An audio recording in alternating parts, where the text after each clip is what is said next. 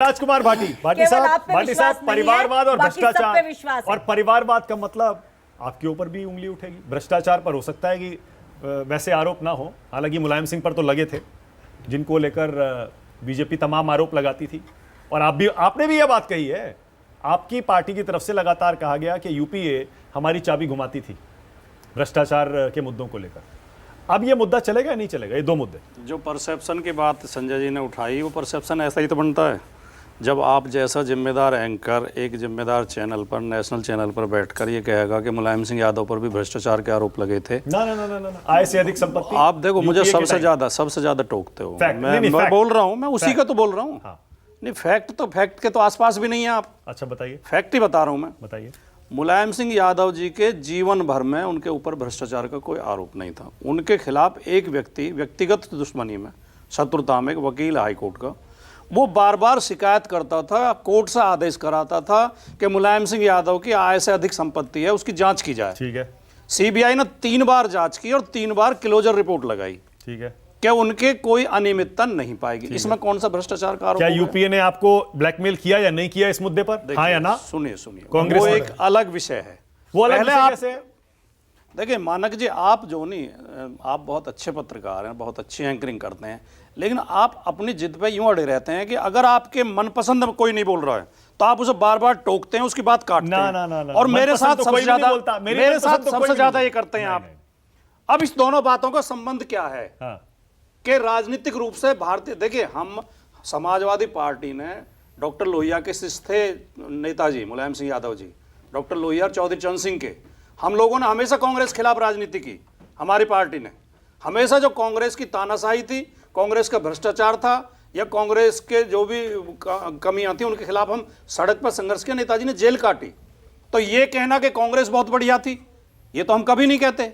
लेकिन आज वर्तमान समय में भारतीय जनता पार्टी इस देश की सबसे बड़ी समस्या है। आज हम भारतीय जनता पार्टी के खिलाफ उसी मजबूती से लड़ रहे हैं जिस मजबूती से लड़ते थे। लेकिन जो आपने एक वाक्य कहकर आप आगे बढ़ जाओ तो लोग जो सुनने वाले हैं, करोड़ों दर्शक आपको देख रहे हैं, उनके दिमाग में ये बात आ जाती है कि मुलायम सिंह यादव भी भ्रष्टाचारी थे। मैं उस बात को स्पष्ट कर रहा था। मुलायम सिंह यादव के जीवन में कोई भ्रष्टाचार क्या होता है?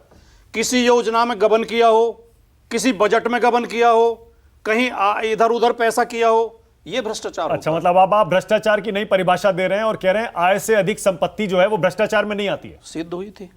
मैंने कब कहा? मैंने आरोप कहा है। मैंने सारा तो क्लियर बता, अगर आप अभी भी क्लियर नहीं है। और ऐसा आरोप जिसको लेकर समाजवादी पार्टी ने खुद आरोप लगाया, आपके नेता ने, कि कांग्रेस पार्टी ने, सीबीआई ने हमको ब्लैकमेल किया, परेशान किया। गलत अड़े हुए, सुनने वाले समझ रहे होंगे कि आप गलत अड़े हुए। एक ही व्यक्ति शिकायत करता था, उसकी व्यक्तिगत दुश्मनी थी, मैं उस पर सीबीआई जांच करती थी और 3 बार क्लोजर रिपोर्ट लगाई। ठीक है, अगर जरा सा भी कहीं कोई कमी मिल जाती। अभी दूसरा उदाहरण देता हूं मैं। 2017 में जब भारतीय जनता पार्टी की सरकार उत्तर प्रदेश में बनी, सबसे पहले योगी जी ने कुर्सी पर बैठते ही आगरा लखनऊ एक्सप्रेसवे, जो एक बहुत बड़ी उपलब्धि है अखिलेश यादव की, जो देश का सबसे शानदार एक्सप्रेसवे आज भी है, उसकी जांच बैठाई कि इसमें भ्रष्टाचार हुआ है। उसमें राइट संस्थान ने रिपोर्ट जांच की, रिपोर्ट में पता है, फिर रिपोर्ट का इन्होंने कोई जिक्र नहीं किया, कहीं नहीं आई वो। अगर कमी बता देते तो प्रचार करते उसका। राइट ने ये कहा कि ये सड़क नियमित समय से कम में बनी, गुणवत्ता से बेहतर है और लागत से कम में बनी। ये 303 किलोमीटर लंबी सड़क अखिलेश जी ने 13,000 करोड़ रुपए लागत आई उसकी। अभी योगी जी ने एक 90 किलोमीटर का गोरखपुर लिंक एक्सप्रेस में बनाया, उसकी लागत 6,000 करोड़ रुपए। मूल बात का जवाब नहीं दे। आगरा लखनऊ एक्सप्रेस की लागत 44 करोड़ पर किलोमीटर और उसके लिंक एक्सप्रेस वे की 66 करोड़। भ्रष्टाचार कौन से में हुआ? लेकिन जो संजय जी कह रहे हैं, इसके लिए मीडिया जिम्मेदार है। मीडिया हमेशा परसेप्शन बढ़ाने में सबसे बड़ी भूमिका मीडिया की होती है। मीडिया ये करता रहता, यहां हम बैठ कर डिबेट कर रहे हैं, जिस जगह पर हम बैठ कर डिबेट कर रहे हैं, यहां विधायक पंकज सिंह है। पंकज सिंह ना तो चुनाव लड़ने से पहले नोएडा में किसी को जानते थे, ना नोएडा का कोई आदमी पंकज सिंह को जानता था। और आज भी मेरा दावा है, नोएडा में 150 सेक्टर हैं और 80 गांव हैं, एक गांव का एक सेक्टर का रास्ता नहीं बता सकते पंकज सिंह कि कौन सी सड़क से होकर परिवारवाद सेक्टर 51 में जाया जाएगा। उनकी केवल एक ही योग्यता है कि वो राजनाथ सिंह जी के बेटे हैं, और 50 लोग हैं। अनुराग ठाकुर कौन है? कल्याण सिंह जी के बेटे सांसद, पौत्र उनके मंत्री, बहू जिला पंचायत चेयरमैन। लालजी टंडन के बेटे। कौन सा ऐसा है जो भारतीय जनता पार्टी में जिस व्यक्ति का परिवार हुआ हो और उसने परिवारवाद न किया? तो परसेप्शन क्यों ऐसा बना कि विपक्ष और खासतौर से दूसरी बात कांग्रेस और रीजनल पार्टियां? अब मैं उस जो आपका मूल विषय उस पर थोड़ा सा बोलूं। हाँ, बोलिए। अटक हम गलत जगह गए जो। हाँ। माननीय मोदी जी देखिए, चाबी वाली बात तो मनोविज्ञान बता ये कहता है, मनोविज्ञान ये कहता है, भाटी साहब चाबी वाली बात, जो व्यक्ति सच्चा होगा और ईमानदार होगा उसे कभी प्रचार करने की जरूरत नहीं पड़ेगी। उसका काम बोलेगा, उसका करैक्टर बोलेगा, उसका चरित्र बोलेगा। और जब कोई आदमी अपने मुंह से बार बार ये कहने लगे कि मैं ईमानदार हूं, सारे चोर हैं, समझ लो सबसे बड़ा चोर वो है। आपने काम बोलता है पर पूरा चुनाव लड़ा था भाटी साहब, काम बोलता है पर हार गए ना, वो अलग बात। इसीलिए परसेप्शन बहुत इंपॉर्टेंट होता है। परसेप्शन, हम परसेप्शन की वजह से आ रहे। सारी लड़ाई यही तो है, यही तो मेरा सवाल है आपसे। परसेप्शन बनाने में बीजेपी से ज्यादा मीडिया की भूमिका है। अरे मेरा सवाल आपसे यही तो है। समाजवादी पार्टी अपराधियों की पार्टी है, जबकि अपराधी सारे बीजेपी में भरे हुए हैं। बीजेपी ने एक ऐसे व्यक्ति को मुख्यमंत्री बनाया जिसके खिलाफ 12 मुकदमे थे। पहली बार देश के इतिहास में हुआ कि एक अपराधी को मुख्यमंत्री बनाया, और यह भी पहली बार इतिहास में हुआ कि उस व्यक्ति ने अपनी कलम से अपने मुकदमे वापस लिए।